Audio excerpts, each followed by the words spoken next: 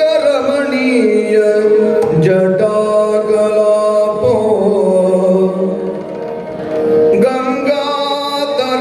गंगातरंगरमणीय जटाकलापो गौरी निरंतर विभूषित वामभागो नारायण प्रिय मनंग मदापहारो नारायण प्रिय मनंग मदापहारो वाराणसी पुरपत्यो भज विश्वनाथो वाराणसी पुरपत्यो भज विश्वनाथ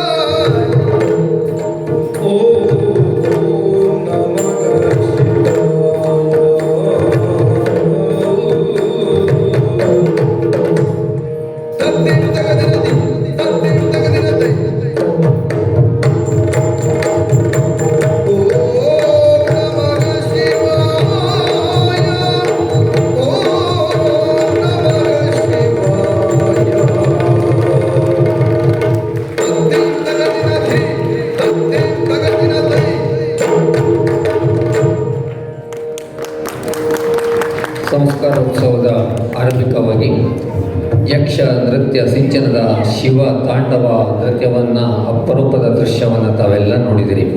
ಇದೀಗ ತಮ್ಮ ಮುಂದೆ ದಕ್ಷ ಯಜ್ಞದಲ್ಲಿ ಯೋಗಾಗ್ನಿ ಮೂಲಕ ದಾಕ್ಷಾಯಿಣಿ ದತ್ಗಳಾಗುವಂತಹ ಸನ್ನಿವೇಶ ತಮ್ಮೆದುರಿಗೆ ಪ್ರಸ್ತುತಗೊಳ್ತಾ ಇದೆ. ಕಥಾಹಂದರದ ಬಗ್ಗೆ ಸಾಮಾನ್ಯವಾಗಿ ಇಲ್ಲಿರುವಂತಹ ಎಲ್ಲ ಶಿಕ್ಷಕರಿಗೆ, ವೈದಿಕರಿಗೆ ಗೊತ್ತೇ ಇದೆ, ಕಲಾಭಿಮಾನಿಗಳಿಗೆ. ಆ ಕಥಾಹಂದರವನ್ನು ನೀವು ಈ ಒಂದು ರೂಪಕದ ಮೂಲಕ ನೋಡಬಹುದು. ದಕ್ಷ ಯಜ್ಞದಲ್ಲಿ ದಾಕ್ಷಾಯಿಣಿ ಯೋಗಾಗ್ನಿಯಿಂದ ದಗ್ಧಳಾಗುವಂತಹ ಒಂದು ಸನ್ನಿವೇಶ.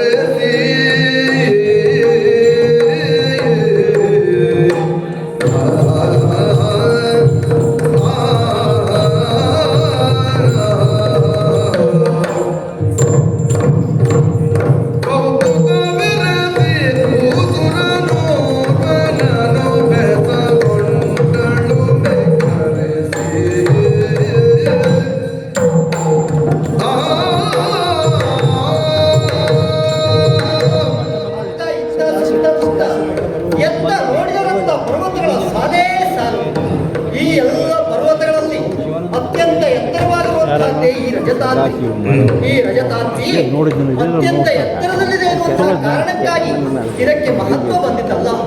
ಲೋಕಶಂಕರನಾಗಿರುವಂತಹ ಪರಮೇಶ್ವರನ ಆವಾಸ ಸ್ಥಾನ ಇದು. ಪರಮೇಶ್ವರನ ಸನ್ನಿಧಿಯಲ್ಲಿ ಅವರ ಸೇವೆ ಮಾಡ್ತಾ ಇದ್ದವಳು ನಾನು. ಯಾಕೋ ಏನೋ ಮನಸ್ಸು ಚಂಚಲಾಯಿತು. ಇತ್ತ ಬಂದೆ, ಆಶ್ಚರ್ಯವಾಯಿತು.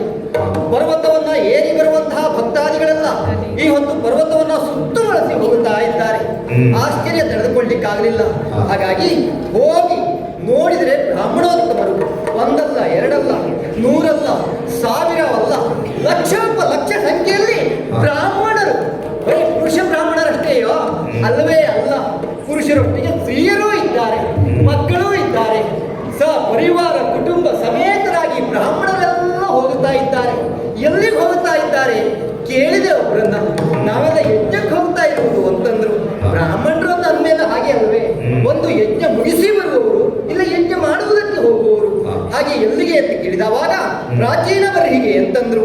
ಅಲ್ಲಿ ದಕ್ಷ ಪ್ರಜಾಪತಿ ಅಂದ್ರೆ ನನ್ನ ತಂದೆಯವರು ಯಾಗವನ್ನ ಮಾಡ್ತಾ ಇದ್ದಾರಂತೆ.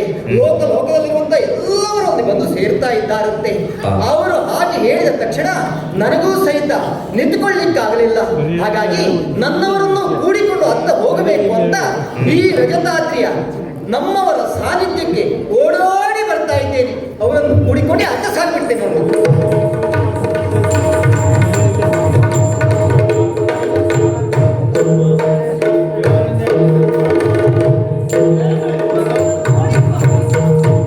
ನೋಡಿರಿ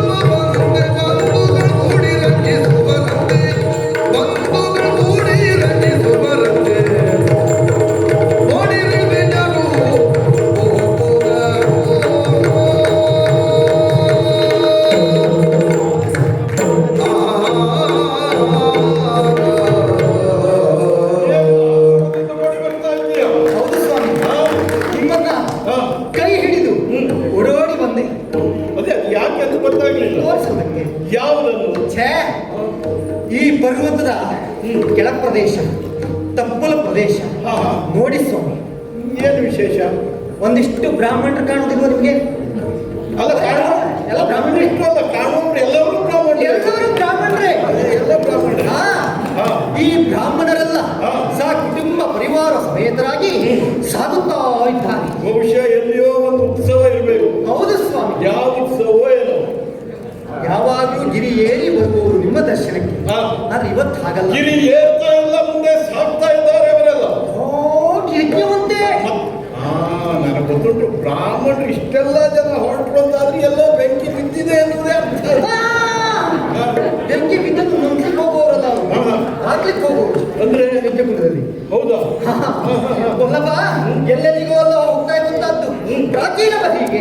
ಹೋಗ್ಲಿ ಬಿಡು, ಅವರೆಲ್ಲ ಅಲ್ಲಿ ಹೋಗ್ತಾ ಇದ್ದಾರೆ. ಹಾ. ನೀನ್ ಇಲ್ಲಿಗೆ ಯಾಕೆ ಮಾಡಿ ಬಂದೆ ಅಂತ? ಕೊಲ್ಲಪ್ಪ, ಅದಕ್ಕೆ ಕಾರಣ ಉಂಟು. ಹಾ. ಕೇಳಿದೈರಿಸದೆನ್ನ ಮನವಲ್ಲಿ ಹೋಗದೆ ಸೈರಿಸದೆನ್ನ ಮನವಲ್ಲಿ ಹೋಗದೆ ಮನವಲ್ಲಿ ಹೋಗದೆ ಏಳಿ ನೀವಿರುತ್ತಿರಲಿ ಏಳಿ ನೀವು ಏಳಿ ಏಳಿ ನೀವು ಹಿಂದೆ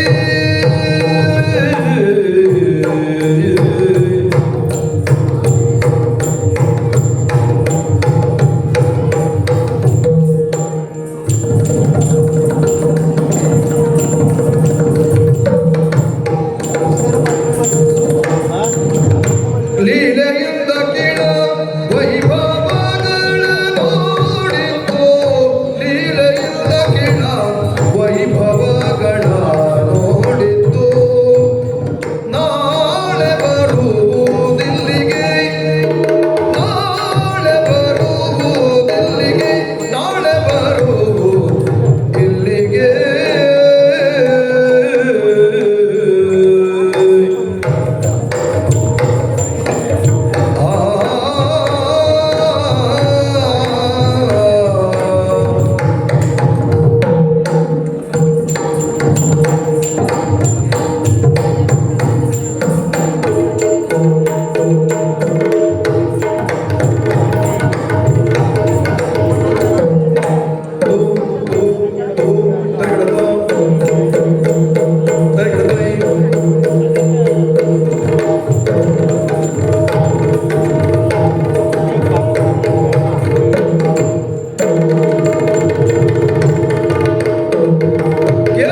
ಕೇಳಿದರಿಸದೆನ್ನ ಮನವಲ್ಲಿ ಹೋಗದೆ ಕೇಳಿ ನೀವಿರುವುದಿರಲಿ ಕೇಳಿ ಅವರೆಲ್ಲ ಹೋಗ್ತಾ ಇದ್ದಾರೆ. ನೀನ್ ಯಾಕೆ ಹೋಗ್ತಾ ಇದ್ದೀಯ ಅಂತ? ಕುಣಿವಂತದ್ದೇ ಸನ್ನಿವೇಶ ಸ್ವಾಮಿ. ಯಾಕೆ? ಅಲ್ಲಿ ನಮ್ಮ ಅಪ್ಪ ಯಾರು ಮಾಡ್ತಾ ಇರುವಂತದ್ದು.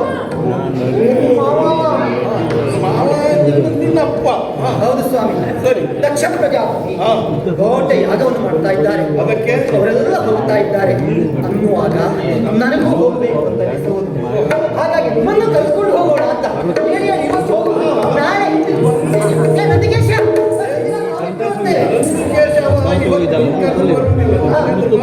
ಹೌದಾ?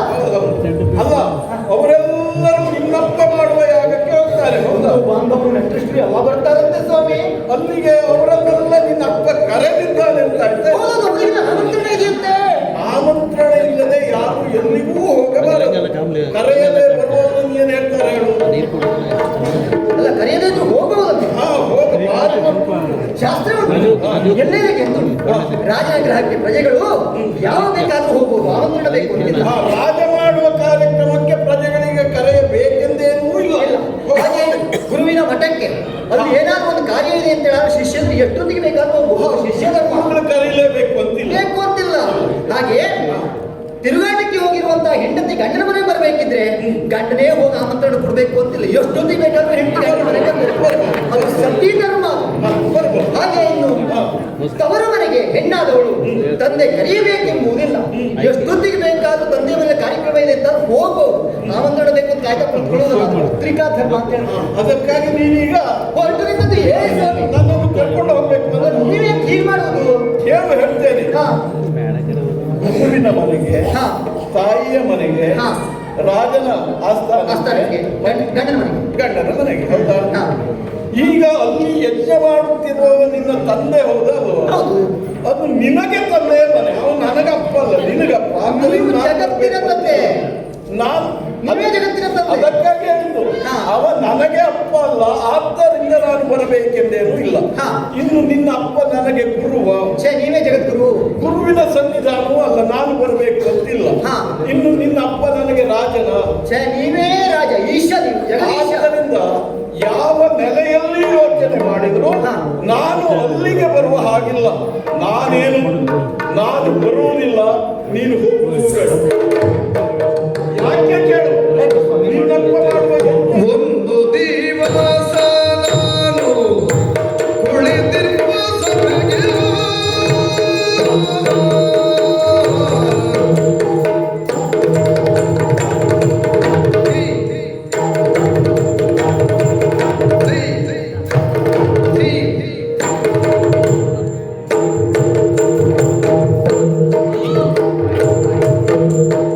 ಒಂದು ದಿವಸ ನಾನು ಕುಳಿತಿರುವ ಸಭೆಗೆ ಒಂದು ದಿವಸ ನಾನು ಕುಳಿತಿರುವ ಸಭೆಗೆ ಬಂದನು ದಕ್ಷ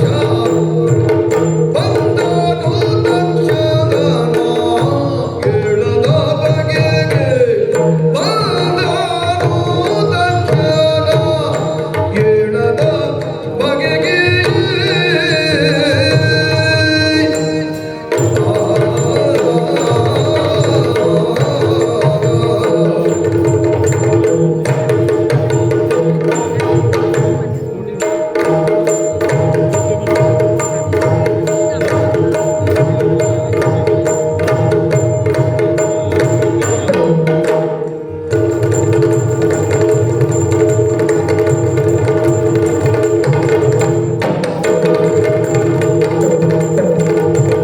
ನಿಂದಿಸಿ ಜನರನ್ನ ನುಡಿದ ನುಡಿಯ ನಿಂದಿಸಿ ಜನರನ್ನ ನುಡಿದಂತ ನುಡಿಯ ಎಂದಿಗದನು ನಾ ಮರೆವೆನೆ ಪರಿಯ ಎಂದಿಗದನು ನಾ ಮರೆವೆನೆ ಪರಿಯ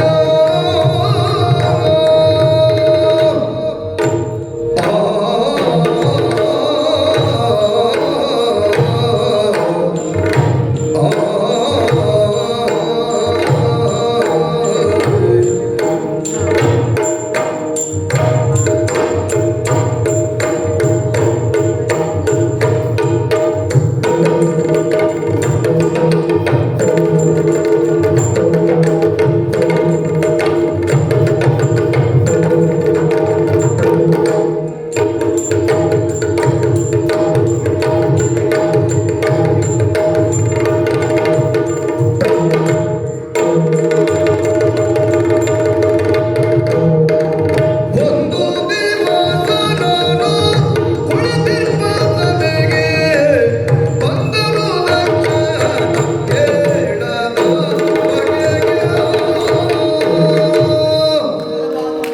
ನನ್ನ ತಂದೆಯವರ ವಿಷಯ ತಿಳಿದಾಗಲ್ಲ. ನೀವೇ ಯಾಕೋ ಸ್ವರವನ್ನು ಬದಲು ಮಾಡ್ತಾ ಇದ್ದೀರಿ, ಹೌದು. ಮುಖ ಗಂಟಿಕ್ತಾ ಇದ್ದೀರಿ, ಏನಾದ್ರು ಘಟನೆ ನಡೆದಿದೆಯೇ? ಭಾವ ಬದಲಾಗುತ್ತದೆ, ಹೌದು. ಸ್ವರ ಬದಲಾಗುತ್ತದೆ. ಹಾ. ಕಾರಣ ಮತ್ತೇನಲ್ಲ, ಹಾ. ಕಾರಣ ತಿಳಿದ್ರೆ ಹಾ. ನಿನಗೂ ಹಾಗೆ ಆಗಬಹುದು. ಹೇಳಿದಲ್ಲ, ಹಾ. ತನ್ನ ಅಪ್ಪ ದಕ್ಷ ಪ್ರಜಾಪತಿ ಯಜ್ಞವನ್ನು ಮಾಡ್ತಾ ಇದ್ದಾರೆ, ಬ್ರಾಹ್ಮಣರು ಹೋಗ್ತಾ ಇದ್ದಾರೆ, ಆದ್ದರಿಂದ ನಾವು ಅಲ್ಲಿಗೆ ಹೋಗಬೇಕು ಎಂದು. ಹೋಗ್ಬೇಕು. ಪ್ರಿಯೆ, ಹಾ. ನಿನ್ನ ಅಪ್ಪ ಹಾ. ಯಜ್ಞ ಮಾಡುವಲ್ಲಿ ಹಾ. ಉದ್ದೇಶ ಏನು ಎನ್ನುವುದನ್ನು ತಿಳಿದಿದ್ದೀಯಾ? ಗೊತ್ತಿಲ್ಲ. ಯಾವುದೋ ಲೋಕ ಕಲ್ಯಾಣಾರ್ಥವಾಗಿ ಹಾ. ಅದನ್ನು ಮಾಡುವ ಯಜ್ಞವನ್ನು ಹಾ. ಅಲ್ಲವೇ ಅಲ್ಲ ಪ್ರಿಯೆ. ಹಾಗೆ ಯಜ್ಞವನ್ನು ನಿನ್ನ ಅಪ್ಪ ಮಾಡುವಲ್ಲಿ ಮುಂದಾಗುವಾಗ ಹಾ. ಪ್ರಬಲವಾದ ಉದ್ದೇಶ ಇದೆ, ಕಾರಣ ಇದೆ. ಹಾ. ಏನು ಗೊತ್ತಾ? ಏನು? ಅದು ಇಂದಿನದ್ದಲ್ಲ, ಹಾ. ಮೊನ್ನೆ ನಡೆದಂತ ವಿಷಯ. ಹಾ ದೇವೇಂದ್ರ ಬಂದು ನನ್ನಲ್ಲಿ ಕೇಳಿಕೊಂಡು ಹಾ ಜ್ಞಾನ ಸತ್ರವನ್ನು ಏರ್ಪಡಿಸಿದ್ದೇನೆ. ಹಾ ಆ ಜ್ಞಾನ ಸತ್ರಕ್ಕೆ ಹಾ ಅಧ್ಯಕ್ಷರಾಗಿ ಬರಬೇಕು ಎಂದು ತ್ರಿವೇಣಿ ಸಂಗಮದಲ್ಲಿ ನನ್ನಲ್ಲಿ ಕೇಳಿಕೊಂಡಿರು. ನೀವು ಹೋಗುವಾಗ ಹೇಳಿ ಹೋಗಿದ್ದಿ. ಹೌದು, ಅದಕ್ಕೆ ಒಪ್ಪಿ ಹಾ ನಾನು ಅಲ್ಲಿಗೆ ಹೋಗಿ ಹಾ ಆ ಕಾರ್ಯಕ್ರಮವನ್ನು ಸಾಂಗವಾಗಿ ಸಾಗಿಸಿ ಬಂದಿದ್ದೇನೆ. ಹಾ ಅಷ್ಟರೊಳಗೆ ಆದ ವಿಷಯ ಏನು ಗೊತ್ತಾ? ಏನಾಯ್ತು? ಜ್ಞಾನಿಗಳೆಲ್ಲ ಬಂದು ಸೇರಿದ್ದಾರೆ, ಹಾ ಮನು ಮುನಿಗಳೆಲ್ಲರೂ ಬಂದು ಸೇರಿದ್ದಾರೆ. ಹಾ ಕಾರ್ಯಕ್ರಮ ಪ್ರಾರಂಭ ಆಗಿದೆ. ಹಾ ಅಷ್ಟೊತ್ತಿಗೆ ನನ್ನ ಅಪ್ಪ ನೋಡಿದ್ರು. ಬರುವುದೇ ಹಾಗೆ. ಹೌದು, ಗೊತ್ತಿಲ್ಲ ಎಷ್ಟೊತ್ತಿಗಾದ್ರೂ ಬರ್ತಾನೆ. ಅವನಿಗೆ ಗೊತ್ತಲ್ಲ, ಯಾವುದು ಗೊತ್ತಿಲ್ಲ ಅವನಿಗೆ. ಹಾ ಬಂದವ ಏನು ಮಾಡಿದ ಕೇಳು. ಹಾ ಏನ್ ಮಾಡಿದ? ಅವ ಬಂದ ತಕ್ಷಣ ಹಾ ಕೆಲವಷ್ಟು ಜನ ಎದ್ದು ನಿಂತು ಅವನಿಗೆ ಕೈ ಮುಗಿದರು. ಹಾ ಹಲವರು ಏಳಲಿಲ್ಲ. ಹಾ ಏಳದೇ ಇದ್ದವರಲ್ಲಿ ಪ್ರಧಾನವಾಗಿ ನಾನು ಒಬ್ಬ. ಹೌದು, ಹಾ ಹಾ ಅಧ್ಯಕ್ಷರ ಪೀಠದಲ್ಲಿ ಕುಳಿತಿರುವಂತಹ ನಾನು ಹಾ ದಕ್ಷನನ್ನು ಕಂಡ ತಕ್ಷಣ ಎದ್ದು ಎರಗಲಿಲ್ಲ ಹಾ ಎಂಬ ಕಾರಣಕ್ಕೆ ಕ್ರೋಧಗೊಂಡ ನಿನ್ನಪ್ಪ.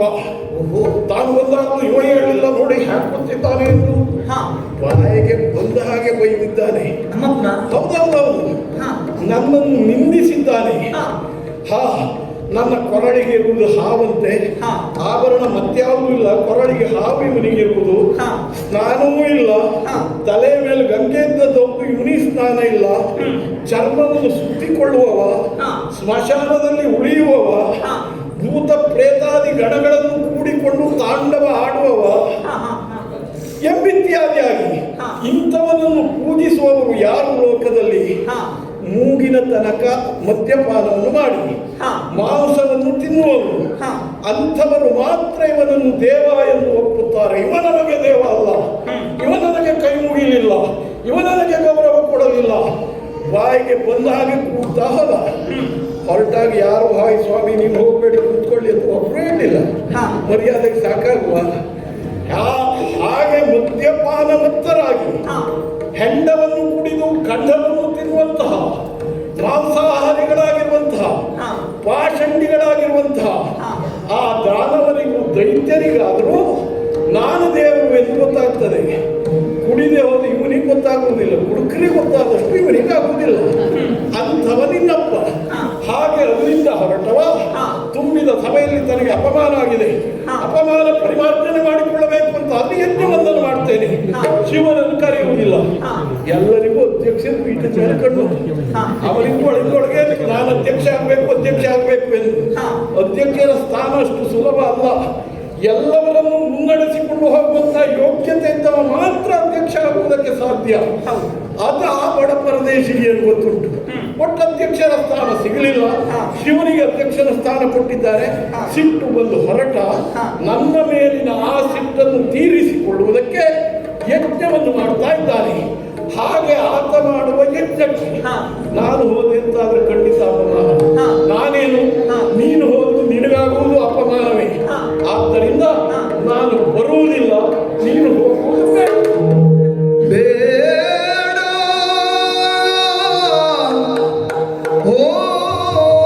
ಹೋಗದಿರೆಂಬ ವಚನವ ಆಡದಿರು. ಬೇಡ ಹೋಗದಿರೆಂಬ ವಚನವ ಆಡದಿರು. ಆಡಿ ಕೆಡಿಸದಿರು ವಚನವ ನಾಡಿ ಕೆಡಿಸದಿರು. ಪತಿಯನು ಕಾಡಿದಳು, ಪತಿಯನು ಕಾಡಿದಳು ಕಮಲಾಕ್ಷಿ ಕಂಬನಿ ದುಂಬಿಗೋಡಿಡುತ್ತ. ಪತಿಯನು ಕಾಡಿದಳು ಕಮಲಾಕ್ಷಿ ಕಂಬನಿ ದುಂಬಿಗೋಡಿಡುತ್ತ. ಬೇಡ ಹೋಗದಿರೆಂಬ ವಚನವ ನಾಡಿ ಕೆಡಿಸದಿರು. ವಚನವ ನಾಡಿ ಕೆಡಿಸದಿರು.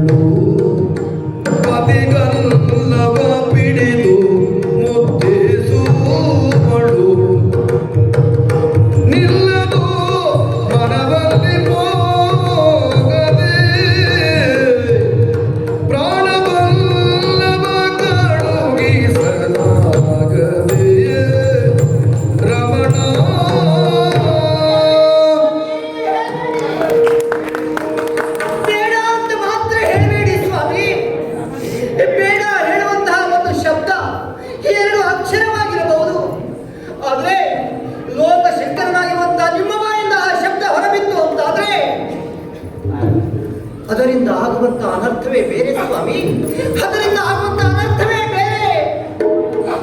ಹೇಳ್ಬೇಡಿ ಸ್ವಾಮಿ ಹಾಗೆ. ನಿಮಗೆ ಹೋಗದೇ ಇರುವುದಕ್ಕೆ ಕಾರಣ ಉಂಟು ಸ್ವಾಮಿ, ಆದರೆ ತಾಯಿಯ ಮನೆಗೆ ನನಗೆ ಹೋಗದೇ ಇರುವುದಕ್ಕೆ ಏನು ಕಾರಣ ಉಂಟು ಸ್ವಾಮಿ? ಏನು ಕಾರಣ ಉಂಟು? ಮದುವೆಯಾಗಿ ಬಂದ ಬಳಿಕ ಇದುವರೆಗೂ ನಾನು ನನ್ನ ತವರು ಮನೆಗೆ ಹೋಗಿದ್ದಿಲ್ಲ, ನನ್ನ ಹೆತ್ತ ತಾಯಿಯನ್ನು ಕಂಡು ಮಾತಾಡಿದ್ದಿಲ್ಲ, ನನ್ನ ತಂದೆಯವರ ಮುಖವನ್ನು ನೋಡಿದ್ದಿಲ್ಲ. ಈ ಒಂದು ಸಂದರ್ಭದಲ್ಲಿ ಆದರೆ ಅವರನ್ನೆಲ್ಲ ನೋಡಬಹುದು. ನನ್ನ ತಂಗಿಯಂದಿರು, ಅಕ್ಕಂದಿರು, ಭಾವಂದಿರು, ಬಂದ ಬಳಗ, ನೆಂಟರಿಷ್ಟರು ಎಲ್ಲರೂ ಆ ಯಜ್ಞದಲ್ಲಿ ಪಾಲ್ಗೊಳ್ಳುತ್ತಾ ಇದ್ದಾರೆ. ನಾನು ಒಬ್ಬಳು ಹೋಗದೇ ಇದ್ರೆ ಛೇ, ನನ್ನ ಮನಸ್ಸು ಅತ್ತ ಸಾಗುತ್ತಾ ಇದೆ ಸ್ವಾಮಿ, ನನ್ನ ಮನ ಆ ಕಡೆ ಹೋಗುತ್ತಾ ಇದೆ ಸ್ವಾಮಿ.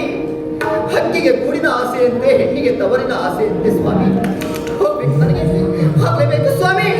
ಕೊಡಿ, ಸುಮ್ಮನೆ ಕೊಡಿ ಸ್ವಾಮಿ. ನೋಡಿ ಮುರುಗನ ಬಂದಿರುಗತಿ ಕೇಳಿರುತ್ತ, ಬಂದಿರುಗತಿ ಕೇಳಿರುತ್ತ ನಿಶ್ಚಯಿಸಿ, ಮಿಗೆ ಮಾತಾಡದ ಮೌನವನು ತಾಳಿರಲು.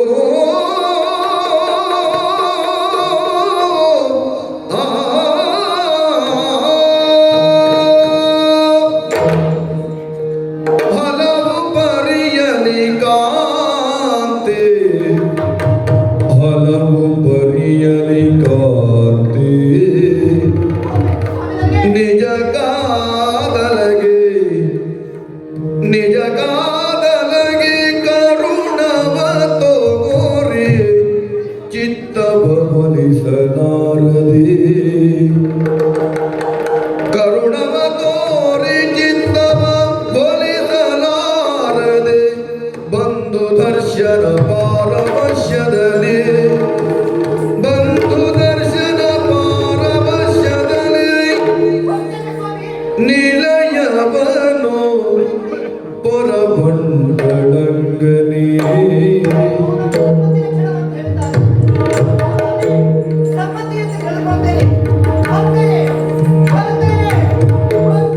ನಿಲಯವನು ಪೊರಬಂಡಳಂಗನೇ,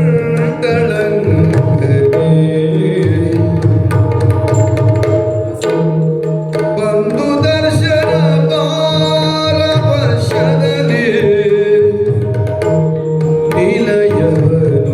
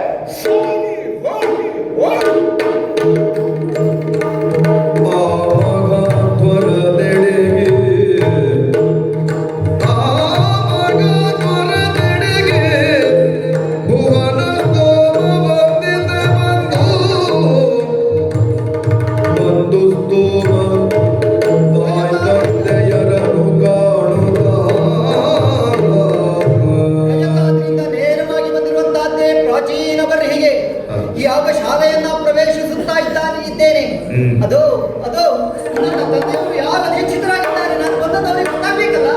ತಂದೆಯವರೇ, ತಂದೆಯವರೇ,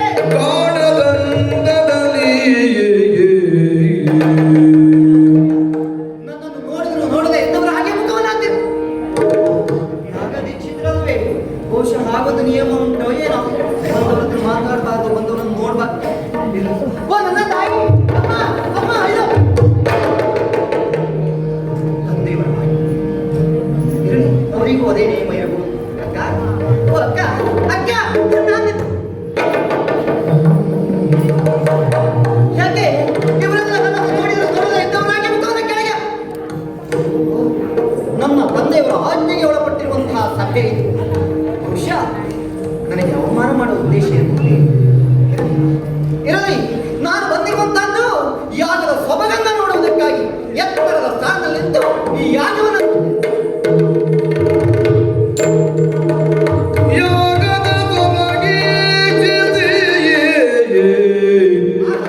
ಇಂದ್ರಾಯ ಸ್ವಾಹ ಇಂದ್ರನಿಗೆ ಹವಿಸ್ಸು.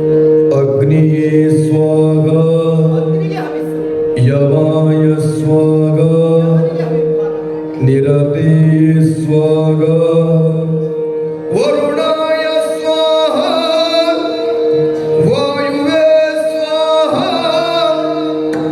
ಕುಬೇರಾಯ ಸ್ವಾಹ ಈಶಾಯ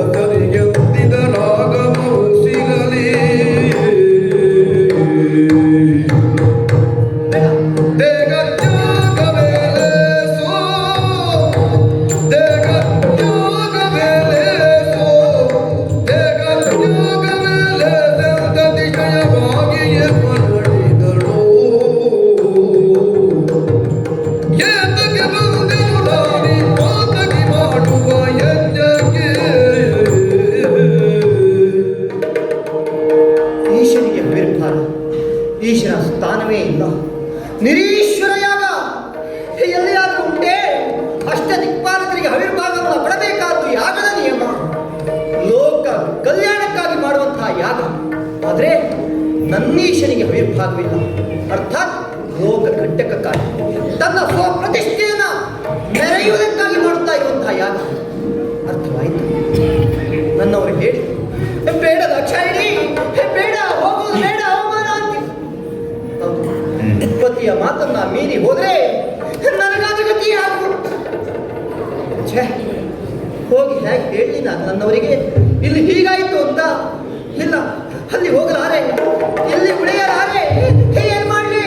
ಶಿವನೇ ಶಿವನೇ.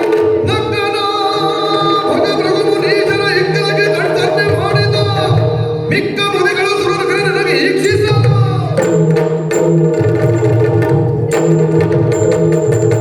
ಉಕ್ಕಿದವು ಗಿಡಗಂಗಳಲ್ಲಿ ಉಕ್ಕಿದವು ಗಿಡಗಂಗಳ ಯಾರ್ಗ ಶಿವನು ಜ್ವಲಿಸಿ ನೋಡಿ ಸುರರುಗಳನ್ನು ರೋಷದಲ್ಲಿ ನುಡಿದಳು ತಂದೆಗೆ ಭುಜಾಕ್ಷಿ.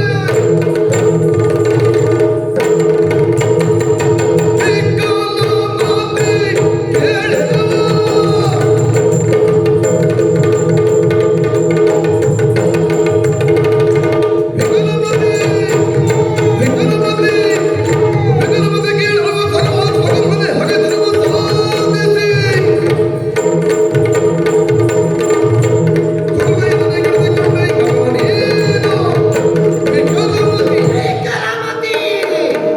ಹೌದು ಹೌದು, ಯಾರಾದ್ರೂ ಈ ರೀತಿಯಾಗಿ ಮಾಡ್ತಾರೆಯೇ? ಇಂಥ ಯಜ್ಞವನ್ನ ಯಾರಾದ್ರೂ ಮಾಡ್ತಾರೆಯೇ? ನನ್ನವರಿಗೆ ಹವಿರ್ಭಾಗವನ್ನ ಬಿಟ್ಟು ಯಜ್ಞವನ್ನ ಮಾಡ್ತಾ ಇದ್ದೀಯಾ ಅಂತಾದ್ರೆ ನನ್ನವರೊಡನೆ ಹಗೆತನ ಇಲ್ಲ. ನನ್ನವರೊಡನೆ ಹಗೆತನವನ್ನು ಸಾಧಿಸಿದವರು ಯಾರೊಬ್ಬರು ಬದುಕು ಉಳಿಯಲಾರರು. ಯಾರೊಬ್ಬರು ಬದುಕು ಓ ಓ ಓ ಓ ಓ ದೇವತೆಗಳು, ದೇವತೆಗಳು.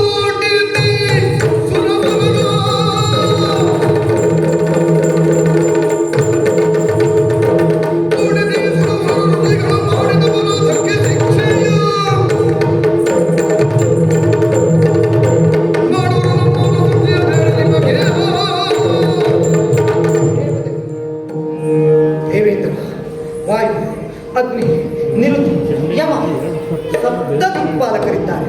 ಛೇ! ಈಗ ನಾಚಿಕೆ ಆಗೋದಿಲ್ವಾ? ಯಾವತ್ತು ಯಾವ್ದಾದ್ರು ಯಾಗ ನಡೆಯುವುದಿದ್ರೆ ಈಶ ನಿಮ್ಮ ಜೊತೆಯಲ್ಲಿರಬೇಕು. ಹವಿರ್ಭಾಗವನ್ನು ಸ್ವೀಕರಿಸುವುದಕ್ಕೆ ನಮ್ಮವರನ್ನ ಬಿಟ್ಟು ನೀವಷ್ಟೇ ಹವಿರ್ಭಾಗವನ್ನ ಲೆಕ್ಕುತ್ತಾ ಇದ್ದೀರಿ. ನಾಚಿಕೆ ಇಲ್ಲ, ಮರ್ಯಾದೆ ಇಲ್ವೇ? ಛೇ! ಇವರಿಗೆ ಬೈದೇನು ಪ್ರಯೋಜನ? ಹಂಗಿಸಿ ಪ್ರಯೋಜನವೇನು? ಇಷ್ಟೆಲ್ಲಕ್ಕೂ ಕಾರಣೀಕರ್ತ ನನ್ನಪ್ಪ ಮಾಡಿರುವಂತಹ ಯಾಗ. ಹಾಗಾದರೆ ನನ್ನಪ್ಪನಿಂದಾಗಿ ನನಗೆ ದಾಕ್ಷಾಯಿಣಿ ಎನ್ನುವ ಹೆಸರು ಬೇಡ. ಸಾಕು ಸಾಕು.